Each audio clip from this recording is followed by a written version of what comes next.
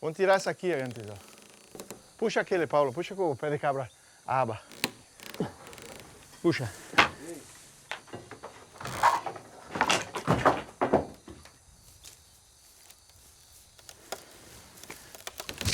Olha que ela vem. Ó. Ó.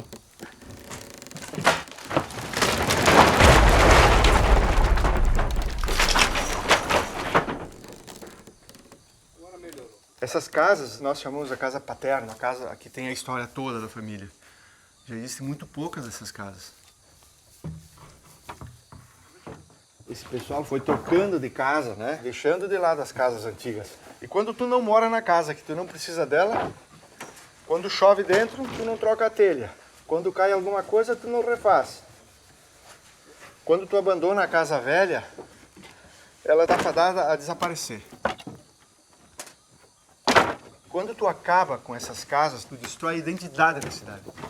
E muitas vezes eu compro essas casas, mas eu gostaria que as construções ficassem no seu lugar. O melhor lugar para uma casa antiga, o melhor lugar para um móvel antigo é aonde ele nasceu.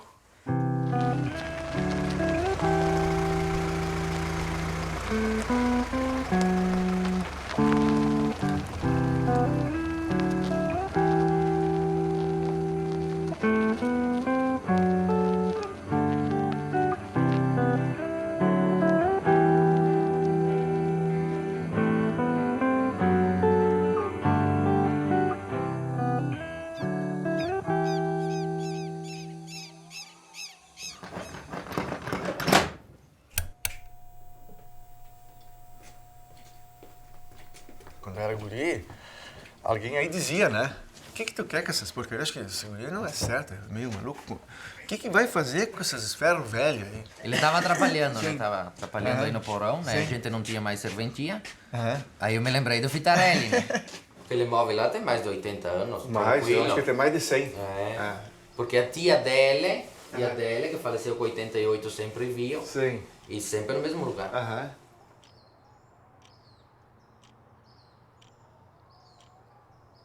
Essa aqui foi quando a gente fez uma foto junto, eu, a Adélia, a tia e a tua nona, tudo aí.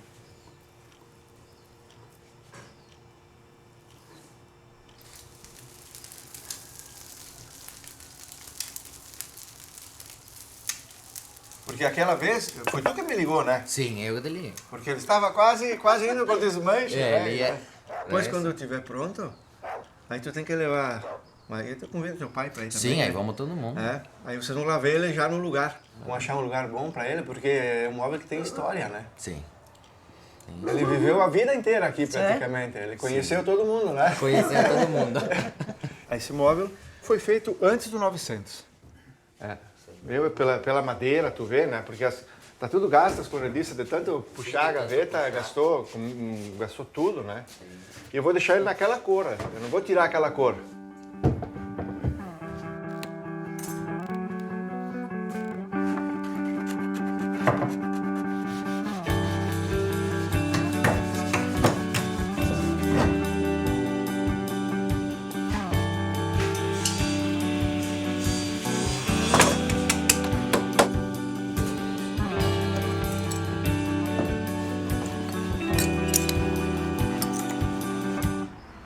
Eu sempre tive um apreço pela história da imigração. Aí acabei despertando esse meu interesse por colecionar pequenas coisas. Eu sou, assim, autodidata, né? E investi muito do que eu ganhei nisso para fazer o meu museu, para manter essa tradição, porque o meu museu é um museu a céu aberto, onde cada coisa está no seu lugar. Tu vai lá na ferraria, tu pode trabalhar, né? Ela está funcionando. Tu vai entrar na marcenaria, tu vai ver a marcenaria com as ferramentas da época. Tu vai poder dar um passo nessa história e chegar lá por volta do final do 800, início do 900, e ter uma ideia de como era a vida naquela época, né?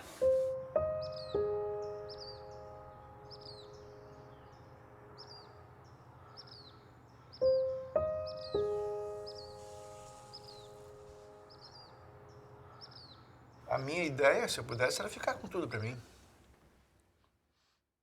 Na minha casa eu tinha um quarto cheio de coisas que eu guardava. Mas escuta, isso aqui eu não tinha visto da outra vez. Isso aqui é um pouco do acervo que vai depois para cada...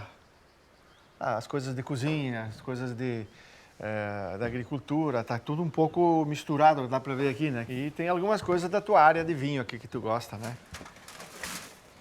Isso aqui era para marcar as pipas, ó. Ah, pois é. Marcar os barris. Exato, os barris. Antigamente todo o vinho saía em barris. Vinícola Rio Grandense. Vinícola Rio Grandense, que foi uma das grandes fundadas aqui em 1929. Isso é um legado histórico que vai ficar, são quase 8.000 peças, né? Que estão lá. Nós já estamos há 30 anos tentando fazer alguma coisa nessa área de preservação, né? Às vezes a gente é taxado até de maluco, né? Preservação, resgatar as coisas antigas para que fiquem perpetuadas. Os diferentes sempre são um pouco olhados de outra forma, né? Então, na época, eu era diferente. Eu colecionava coisas que as pessoas jogavam fora, né? Depois eu me formei e comecei também a comprar, trabalhando como veterinário. E aí o meu acervo foi aumentando, foi crescendo e eu fui tendo um interesse em guardar essas coisas que tinham história.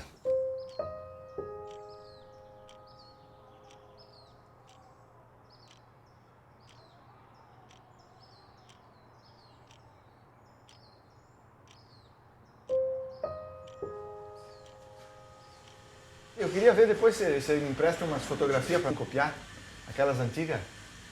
Tem uma que era da antiga leiteria. Não, aquela tá na parede. Tá na parede? Sim, mas eu tenho tinta ali dentro. Ah, tá aqui? Sim. Nós podemos olhar essas aqui? Sim, tem um monte de fotos de que nem se lembra. Tá certo. E lá o nono, quando ele entregava... Ah, esse é o nono. Esse é o nono, ele entregava leite. Eu me lembro dele ainda. Tem ainda a charrete dele, né? Sim. Você não tá Tenho pendurado. Tá pendurado lá na garagem. Na garagem? Sim. Porque no chão ela estava só estrovando, né? Sim. Atrapalhando. Aí nós penduramos, mas já veio um monte de gente para comprar, né? Ah, mas isso é uma coisa histórica, né? Eu digo que não vendo, não tem valor. Sim, não tem valor. Se a pessoa me dizer assim, eu não quero vender, eu fico mais feliz do que se ele me vendesse. Tem pessoas que dizem, tu compra um móvel por X e vende por quanto X tu ganha. Já ouvi falar isso. Mas todas as peças que eu achei que tinha valor histórico, que eu sei a procedência, como essa que tá aqui, eu tentei preservar. E eu estou tentando fazer minha parte, né? Embora esse conflito, às vezes, de ter um antiquário que eu tenho que tirar de algum lugar. Tudo que eu tenho aqui de móveis, eu comprei. Quanto eu pago, o problema é meu e de quem vende. Não é de quem fica falando coisas por aí. Tudo bem? Bom dia. Eu comecei a colecionar pequenas coisas quando eu era um guri, assim, quando eu tinha 12 anos, né, 13. Comecei catando algumas pequenas ferramentas do meu avô. O meu avô, a Corse fazia, tinha ferraria. O meu avô Fitarelli, além de agricultor, fazia barril de vinho, ele era tanoeiro, né? Então eu vivi a minha infância indo de um para outro.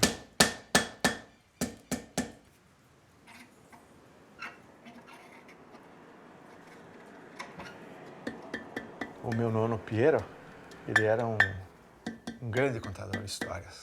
Era fantástico, a memória. E ele gostava de contar. E eu gostava de ouvir. Então, aí eu aprendi muito com ele.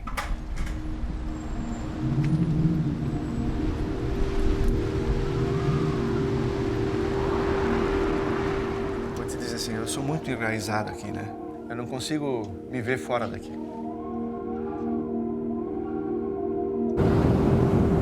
Eu tô aqui morando na terra que era do meu avô. Tudo aqui tem história. Para poder entender a história, eu tenho que ter tempo para isso, para parar e falar com as pessoas. E aí fiz muitas amizades com essas pessoas do interior. É mais ou menos dando que sabes que é como aberto para não frio.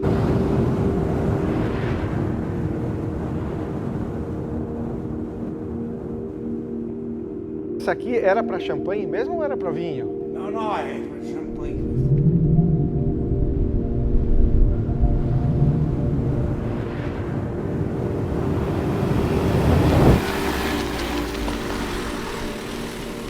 Os donos gostam de alguém que converse com eles. E o moinho parou de funcionar em que ano? Em 60 aí? Em 64. 64. 64. Eu, em setembro agora, dia 3, me lembro, vai fazer 48 anos. O dia que casei. É. E fala bergamasca fora? Não, me parla mo bergamasca. Tuta me doi. Gerum bästi, gerum i roi, te aki, både tirasco la tanga, gera, lauranza, con la capa, col varano. Eu falo uma mistura, né? Eu falo um pouco de gramatical e um pouco de dialeto. O dialeto aqui ele está se perdendo porque as pessoas pararam de ensinar para os filhos ou de falar em casa dialeto. E o dialeto está morrendo. Che quello si perde di parlare tanto l'italiano. I giovani non parlano più italiano. E mi sono sempre stato criato qua insieme ai nonni, né? E allora? Sempre parlato italiano. Sempre? Tutti sempre? Sempre.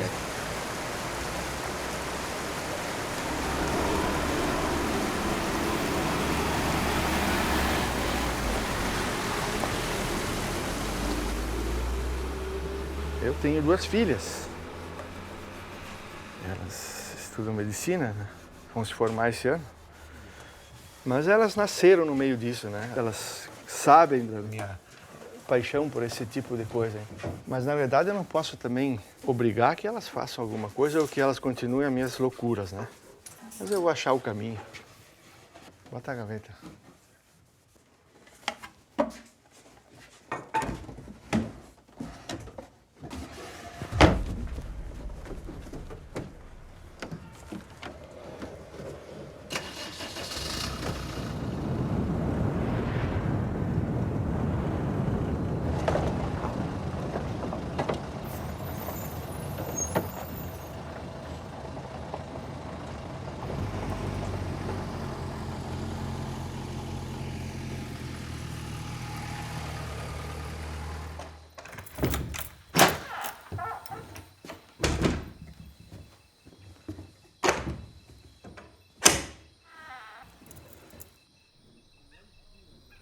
Aqui encostado daquele móvel do deconto.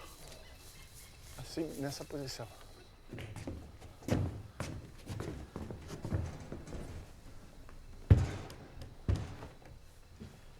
O projeto é, no futuro, deixar isso para que as pessoas possam entender um pouco melhor a nossa história, né? A ideia é que a gente não saiu do nada. Nós temos que saber de onde é que a gente veio para saber para onde a gente vai. Esse cara que veio da Itália, ele podia ser pobre, mas ele sabia muita coisa. Ele sabia plantar, ele sabia colher, ele sabia lidar com animais. Ele tinha uma cultura que vinha há séculos. E fizeram em 100 e poucos anos essa diferença econômica que tem aqui.